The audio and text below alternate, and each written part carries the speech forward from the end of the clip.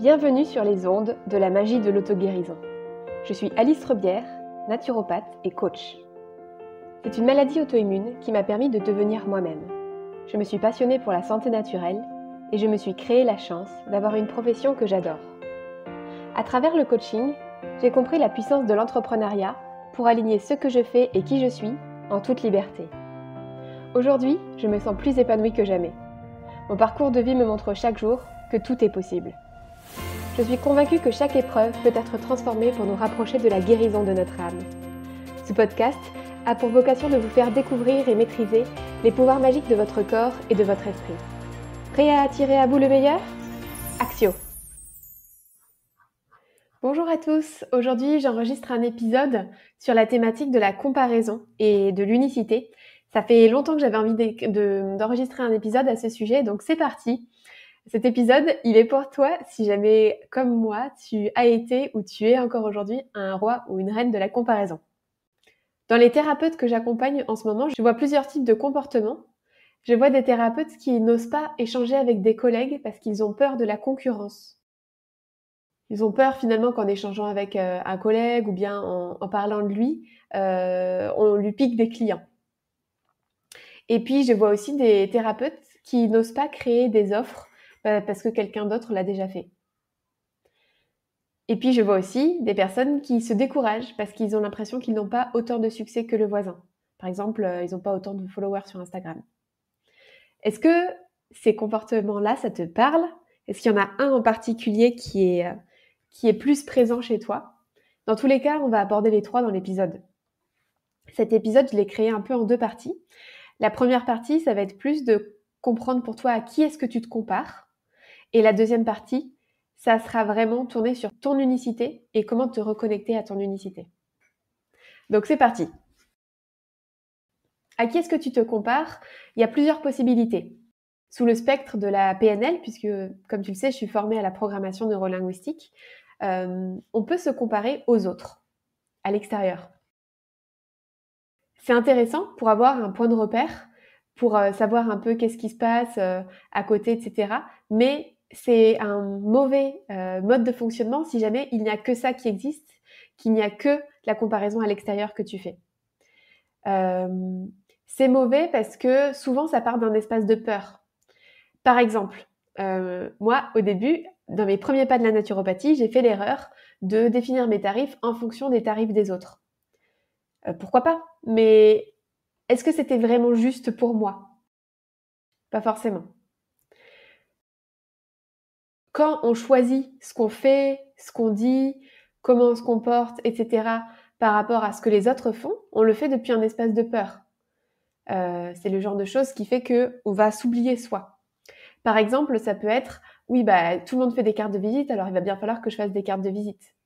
Ou bien, on est au printemps et j'ai pas fait mon post sur la détox du foie sur Instagram, il faut que je fasse ça.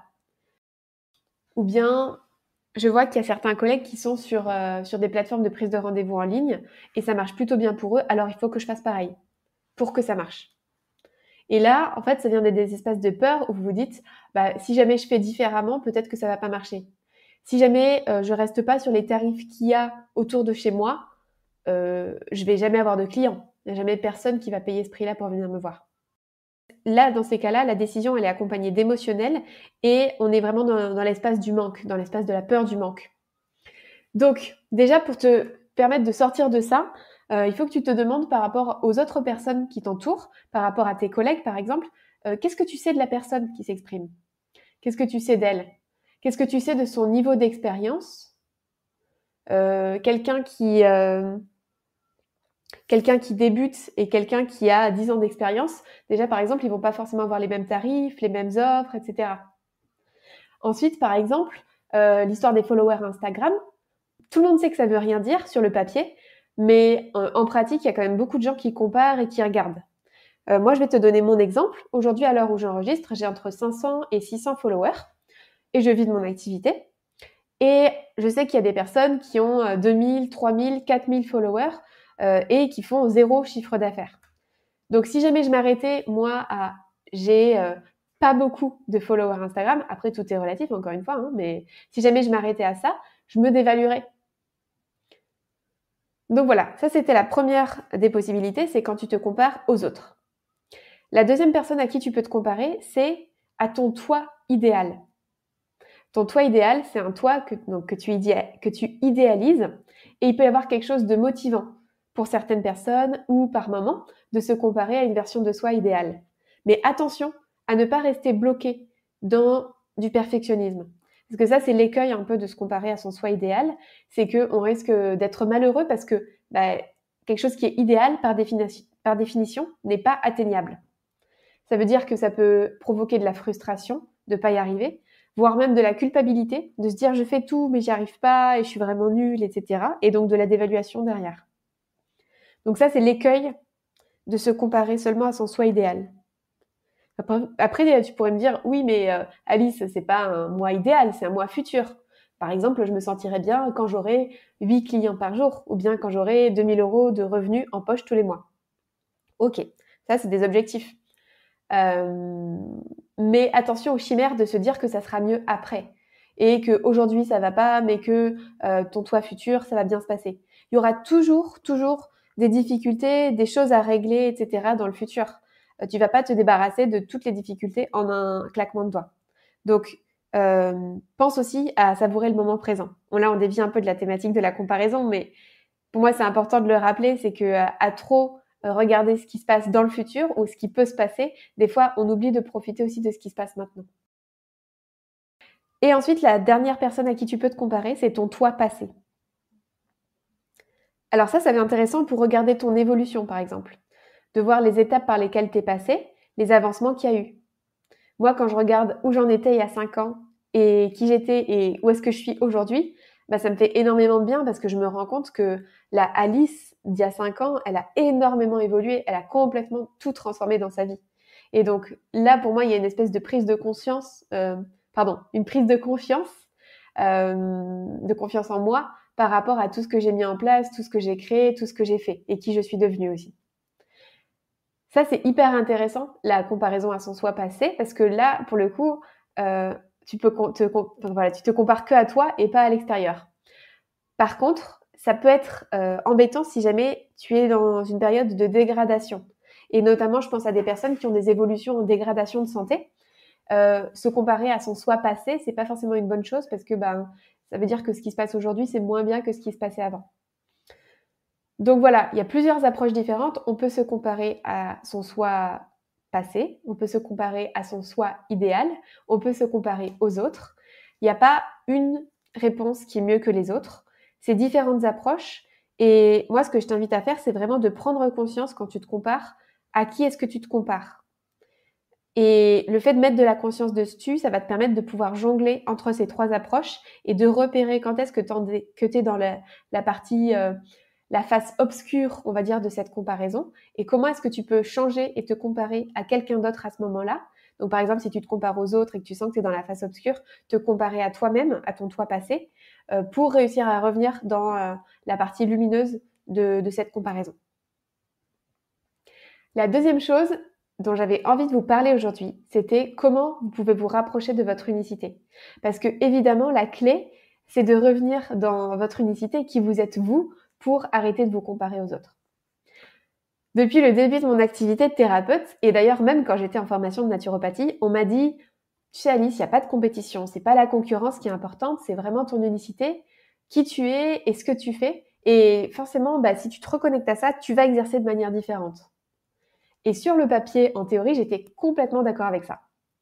Par contre, intérieurement, je crois que je l'avais pas intégré.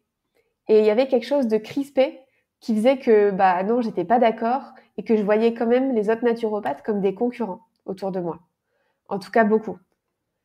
Et il y avait même quelque chose de honteux à ressentir ça parce que voilà, il y avait une partie de moi qui avait intégré que non, il n'y avait pas de concurrence, mais une partie qui disait si, quand même, regarde, il y a beaucoup de naturopathes sur le marché, peut-être que tu vas pas pouvoir en vivre, etc. Peut-être que toi aussi, tu as l'impression d'être en concurrence avec d'autres personnes en ce moment. Ça m'a pris beaucoup de temps pour intégrer et comprendre, vraiment ressentir que effectivement, je suis pas en concurrence avec les autres. Et il y a une phrase que j'adore, qui peut-être peut t'aider, c'est « Soyez vous-même, les autres sont déjà pris ». Donc, pour être soi-même, comment est-ce qu'on fait? Eh bien déjà, la première chose, c'est vraiment de se connaître. La clé pour incarner son unicité, c'est la connaissance de soi. Et du coup, ça va passer en particulier par te connaître tes spécificités, savoir de quoi est-ce que tu aimes parler, quelles sont tes passions, avec qui est-ce que tu aimes particulièrement travailler. Ça demande de l'écoute de soi, ça demande de bien se connaître, ça demande de prendre du temps d'introspection et de regarder ce qui est vraiment juste intérieurement pour toi, ce qui résonne entre ton entreprise et toi. Et en trouvant ton message et en étant bien connecté à ton parcours personnel, ça va te permettre de rendre les choses beaucoup plus fluides autour de toi et aussi en toi. Depuis que je me suis reconnectée à mon unicité et à mon message, à ce que j'ai envie de transmettre et surtout la vibration avec laquelle j'ai envie de la transmettre, c'est beaucoup plus fluide parce que, encore une fois, personne n'a la même vibration que moi. Vous savez, il y a des notions d'énergie. Chacun a une note, une couleur différente de par son histoire, ses valeurs, ses caractéristiques, ses expériences.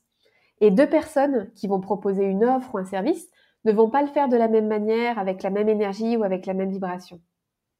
Par exemple, il y a plein de monde qui propose des offres pour aider des entrepreneurs du bien-être à développer leurs activités. Moi, j'ai créé une offre qui s'appelle Merveille du Nouveau Monde. Et les personnes qui ont commencé à rejoindre mon offre, c'est des personnes qui accrochent avec mon énergie à moi. Et puis l'énergie aussi de mon offre. Oui, parce que ce que je t'ai pas dit, c'est qu'au-delà de ton énergie à toi, il y a aussi l'énergie de ton offre et l'énergie de ton entreprise. Et ça, c'est trois énergies qui sont bien différentes. Ton énergie à toi, ton énergie de ton entreprise et l'énergie de ton offre. Mais donc, les personnes qui vont venir à moi pour être accompagnées à travers l'offre Merveille du Nouveau Monde, c'est des personnes qui accrochent avec mon énergie et avec l'énergie de cette offre. Si je m'étais cantonnée à me dire, bah non, il y a déjà des offres sur ce sujet, Alice, il y a des gens qui le font, etc., elle n'aurait jamais vu le jour.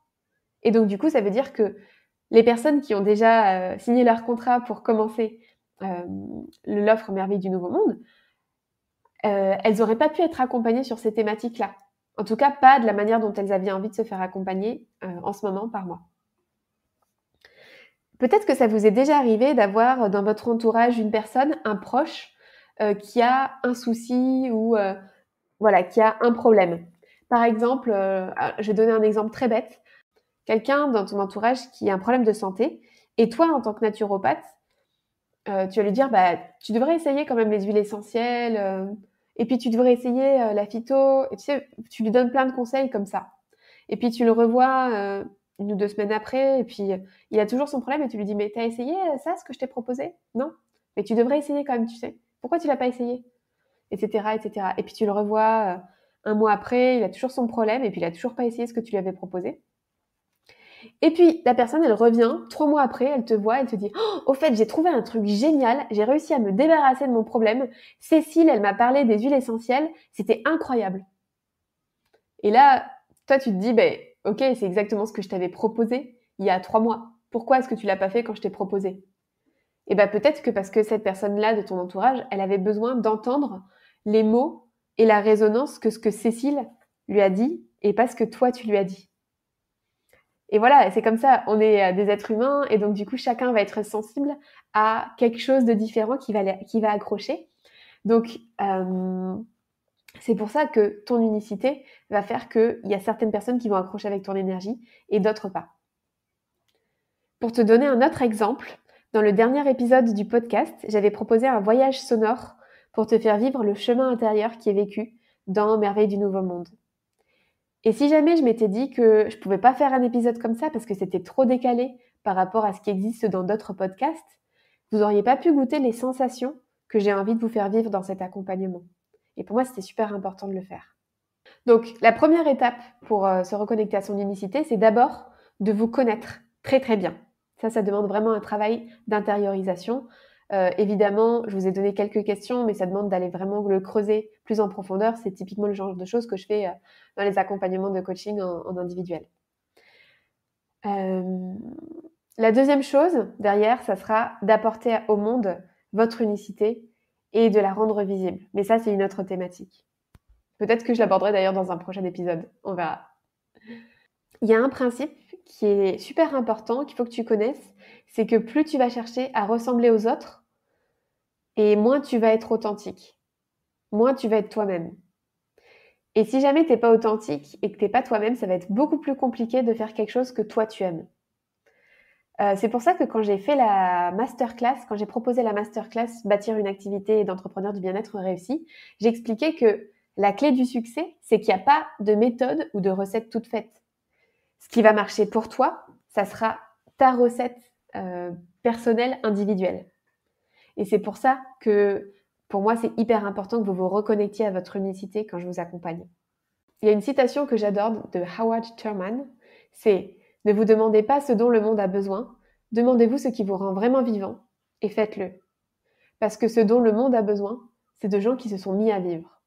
Donc la leçon, s'il y a une chose que tu dois retenir aujourd'hui, c'est « Sois unique, ose être toi et ose proposer des offres qui sont uniques pour le monde. » Ce qui est important, c'est le chemin que tu vas faire vivre aux autres à tes côtés. Si jamais tu as envie d'aller plus loin sur cette thématique de l'unicité et te reconnecter à qui tu es toi pour pouvoir proposer des offres qui sont vraiment individuelles, je propose un accompagnement de groupe Merveille du Nouveau Monde qui commence le 19 avril. C'est pour les entrepreneurs du bien-être qui se sont déjà lancés, mais pour qui ça marche pas comme ils voudraient et qui voudraient vraiment reprendre des bases pour vivre de leur activité, mais aussi pour les personnes qui se lancent juste et qui veulent des bases solides pour commencer. Il y a 10 places pour cette édition et il y en a déjà plusieurs de prises, donc si ça t'intéresse, tu peux me contacter dans le lien en dessous dans les notes de l'épisode. Voilà, je vous laisse pour aujourd'hui. La conclusion, c'est vraiment soyez vous-même. Je le répéterai jamais assez pour que ça soit intégré, mais vraiment soyez vous-même, soyez vous-même, soyez vous-même. Plus vous serez vous-même, plus vous allez attirer des gens qu'il vous faut, que ce soit des clients, un entourage, des amis, des collègues. Et plus vous serez vous-même et plus votre vie sera passionnante et magique. À bientôt. Merci pour votre écoute. Alors, comment allez-vous libérer votre magie intérieure ? Si vous avez aimé ce podcast, pensez à le partager avec votre entourage pour participer à sa visibilité et à laisser un avis 5 étoiles sur la plateforme de votre choix. Vous pouvez aussi vous abonner pour être tenu au courant de la sortie du prochain épisode. À bientôt!